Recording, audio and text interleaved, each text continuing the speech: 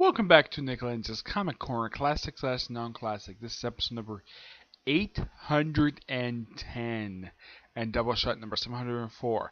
I have one DC trade and one Marvel trade. First up is a really thick book. It's another one of these showcase books. This is Showcase Presents The Unknown Soldier Volume 2, collecting Star-Spangled War stories, mainly his stories from the series, from issues 189 to 204, and The Unknown Soldier 205 to 226. Now, some of you might be asking, who the heck is The Unknown Soldier? Is this that guy from early 2000 Cemetery? No, this is a completely unrelated person. Basically, what he is, he's a soldier, an average soldier who was basically wears bandage on his face because a grenade went off in front of his face, so it disfigured him. So it became a mass disguise for the U.S. military. Basically going behind enemy lines. A lot of the time in here, it's usually go behind German lines to sabotage projects. He goes behind Japanese lines once. He actually got this injury while in Japan. Now, they do reference his guest star appearance in here from Men of War. He teamed up with the Gravedigger. But yeah, this is a really thick book. And somebody think, okay, does this book contain really Unknown Soldier 205 to 26? Not the entirety of a lot of these issues. Some of these issues in here for Unknown Soldier are just really short because they don't contain the backup story. I'm not kidding about this. They don't contain the backup story. For like, from issues 205 to 207, yeah, there's a backup story featuring the brother of Sergeant Rock. Yeah, Sergeant Frank Rock. There's even some other war stories in here. Now, here are the writers for these issues. Now, some of you thinking, okay, maybe one or two makes sense, but a lot of these ones basically are like, really? These writers? Okay. We have writers like Dave Michelini, Jerry Conway. He only does one issue here. Dave Michelini writes a lot of the issues. Basically, he writes pretty much all the Star-Spangled War stories, except for one story. And then, like, Bob Haney takes over with the Unknown Soldier stories. And he does it for pretty much most of the time. There's one issue now by Robert Kniger, who is actually known for creating the enemy Ace. And yeah, he's the only one. Some of the artists in here, like there's one that stays on here. There's one inker, one guy who started as the artist and then becomes an inker, and that's Gary Tulloch. He's the artist for pretty much most of this entire trade. The cover art for a lot of these issues are done by the late Joe Kubert. We also cover by Al Milgram, by Dick Ayers, and that's it. The thing about these stories is a lot of them are simply just two-parters. They continue to the next story. They might like continue some stuff that happened from the previous issue and continue to the next one. Now, in the case of some books having now, the Star-Spangled War story, despite the fact they're able to put in here exactly about 16 stories, like 16 issues, like. Really? It's 16 full issues? No, it's just brief stories from Star-Spangled War stories. Yeah, it's a good, like 12, 13 pages. Yeah, it's about, like, half of an issue. That's what we put in here. But the stories in here are really, really good. Yeah, the story cover in here, it has, Unknown Soldier take on a member of the the Imperial Army. Yeah, this only happens one story this entire trade. Like you see, one story, that's why I think I spent a lot of time behind enemy lines. One story takes place in New York City, of all places, while fighting a bunch of Nazis. He fights to go underwater, goes to the jungle. A lot of the times he goes like France and Germany. Oh yeah, he even encounters Melly Marie. Those of you who don't know who this character is, she is a French resistance fighter who usually popped up in the pages of Sergeant Rock stories. Yeah, she popped up in here as well, usually as a guest star. Now, so we're thinking, did Unknown Soldier ever appear? Did Sergeant Rock appear in these stories? No, surprisingly, not in these ones. I don't know if you've heard any other ones because I haven't read these early appearances, but yeah. Really good. Now, those who are curious, like Unknown Soldier 205 to 226, where's 1 through 204? Someone might be asking that.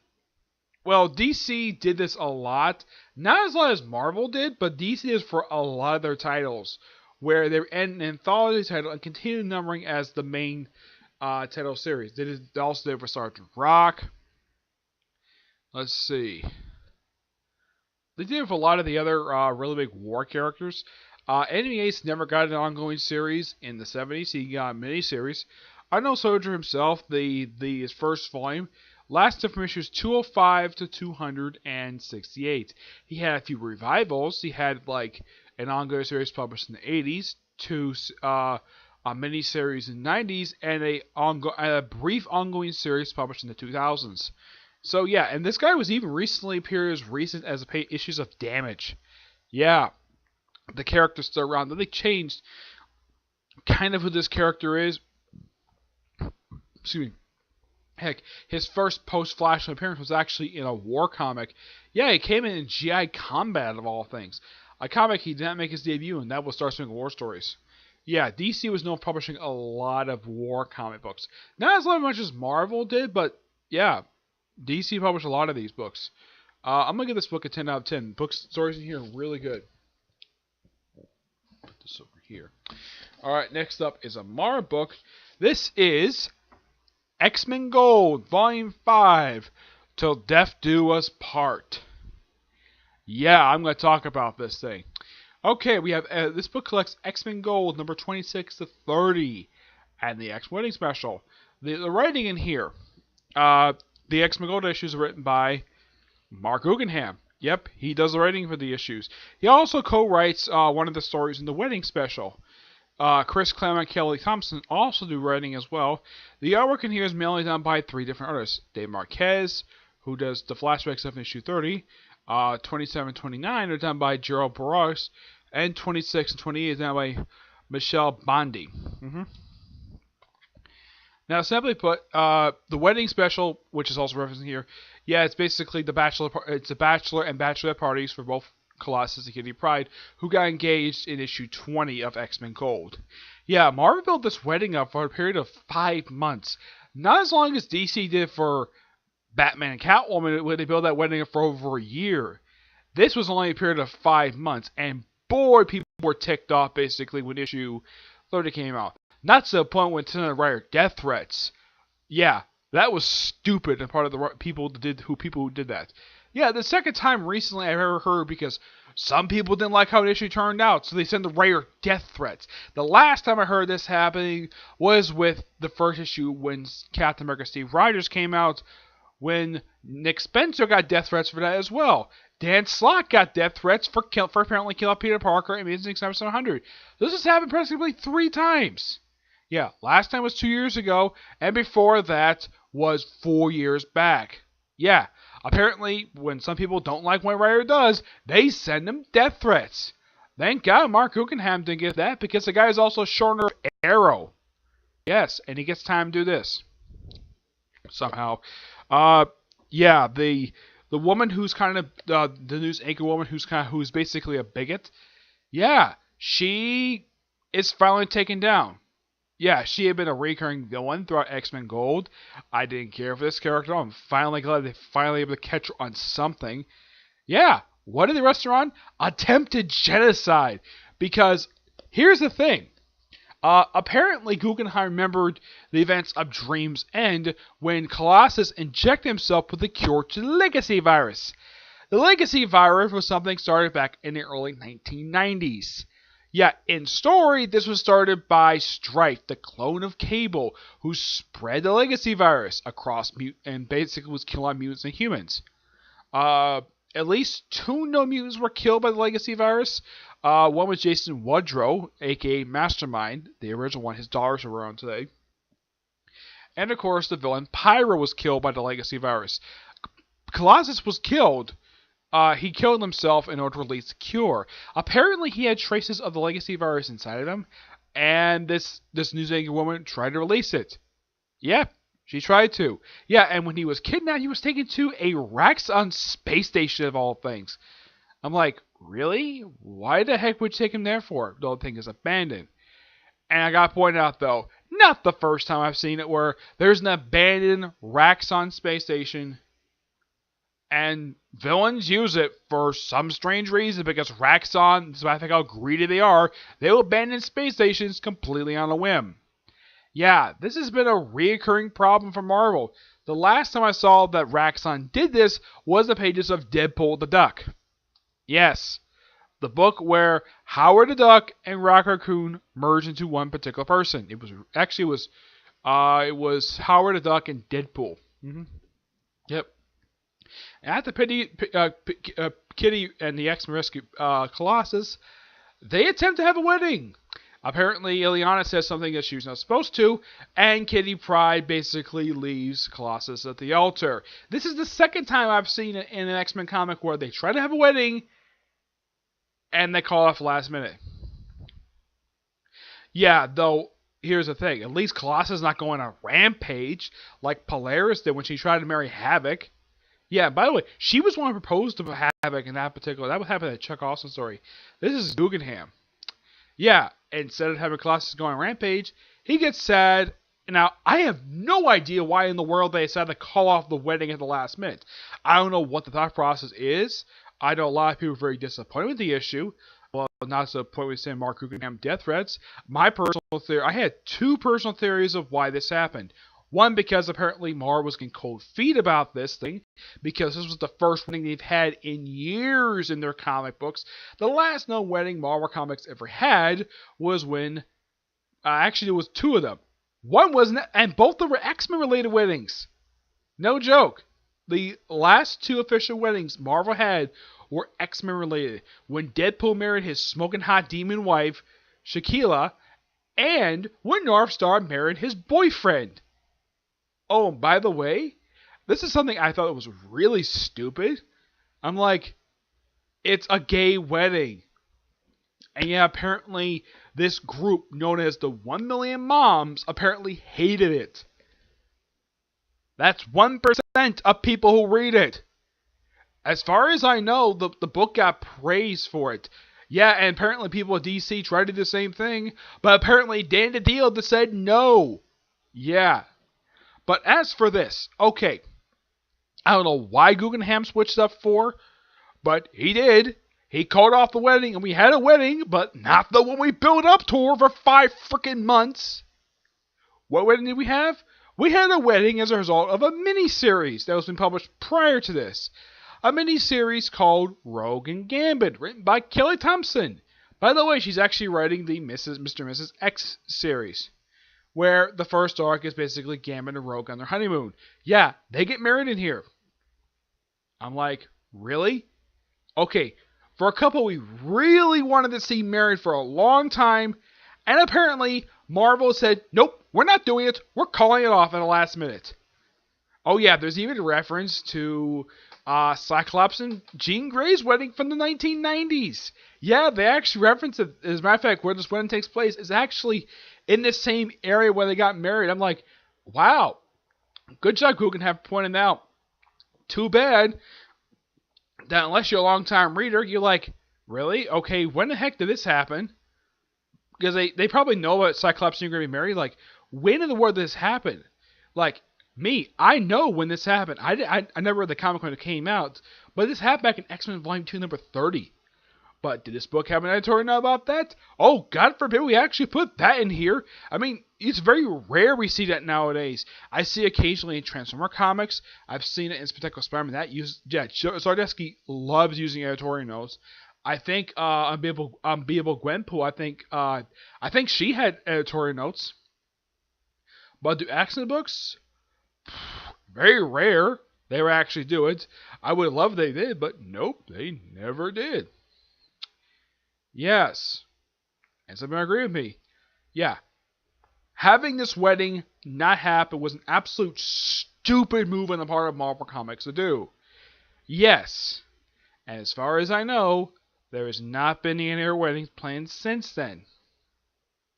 And then pretty much like 3 months after this wedding happened, the book got canceled. No joke. Yeah, the book just recently ended last month. Yep. Despite most of the story in here, this is actually really good. Though, oh yeah, and here's something also apparently that I remember, because it happened just recently. Apparently Kelly Thompson did not know this was going to happen. She knew she was going to write Mr. and Mrs. X. She did not know who the couple was, because apparently she was completely dark about it. Yeah, I'm sure she assumed she was probably going to write about the honeymoon of Kitty Pryde and Colossus. But nope, can't do that. let's just do Rogue and Gambit. She just wrote that, so I guess she figured that. Oh yeah, where's Colossus go from this? Why, he gets moved over Astonishing X-Men. A book that's actually ending next month. I'm not kidding, it is. I was shocked to see it myself. I'm going to give this book roughly a 9 out of 10. Take out the half point because of the stupid tease that they did. See, people have wanted to see his wedding, as far as I know, ever since Colossus was resurrected back in 2004. Yes, for 14 years, we have wanted to see this wedding. People have really wanted to see this wedding happen. And apparently, somebody at Marvel, I don't think this is Guggenheim who did this. My theory, it was probably one of his editors. It was probably the main editor, or probably it was C.B. Sebesky getting cold feet at this. I don't know. It's really weird.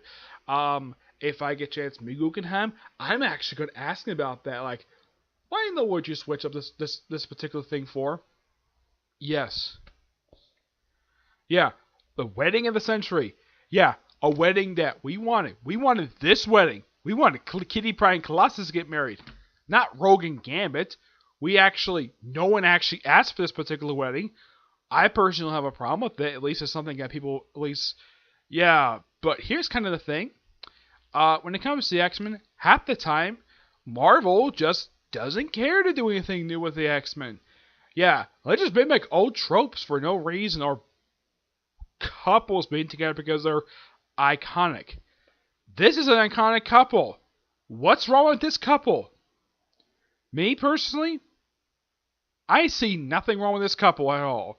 I think this is a great... Heck, they even build this up in flashbacks, where Kitty has been in love with Peter ever since she first joined the X when she was 13. She's been in love with him for almost 20 years. And it seems like, finally, we get a chance to see these two get married as adults. Now, completely unknown exactly how old Kitty Pryde is. She might be in her mid-20s. They don't really say. She joined when she was like 13 years old. When she first met Peter, he was 19. Basically, he's about 6 years older than Kitty. So, because Marvel's like a whole 10-year thing. So, my personal guess is Kitty must be in her mid-20s, and Colossus must be in his early 30s. Yep. By the way, yeah, so they did I should show this picture off here. Stormy, a beautiful dress. Yep. Yeah, a lot of people might agree with me on this opinion that this wedding should happen instead of Rogue and Gambit. I'm happy Rogue and Gambit got married, but could you at least actually do the wedding you're supposed to promote? Yeah, it was really stupid. The cover right here is done by J. Scott Campbell and